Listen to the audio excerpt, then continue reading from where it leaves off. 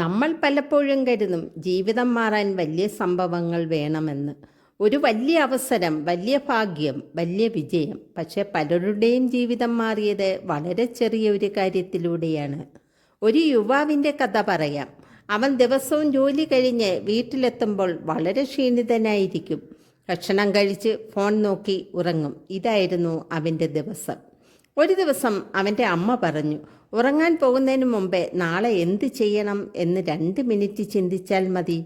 അത് കേട്ട് അവൻ ചിരിച്ചു. ഇതുകൊണ്ട് എന്ത് മാറ്റം വരാനാണ് എന്ന്. എന്നാലും ആ രാത്രി അവൻ 2 മിനിറ്റ് മാറ്റിവെച്ചു. നാളത്തെ ചെറിയ ലക്ഷ്യങ്ങൾ എഴുതി. അടുത്ത ദിവസവും അവൻ ചെയ്തു. പിന്നെയും അടുത്ത ദിവസം വീണ്ടും. ആ 2 മിനിറ്റ് ദിവസം ദിവസമായി ഒരു ശീലമായി. മാസങ്ങൾ കഴിഞ്ഞപ്പോൾ അവൻ മനസ്സിലാക്കി, അവൻ്റെ ഫോക്കസ് മാറി.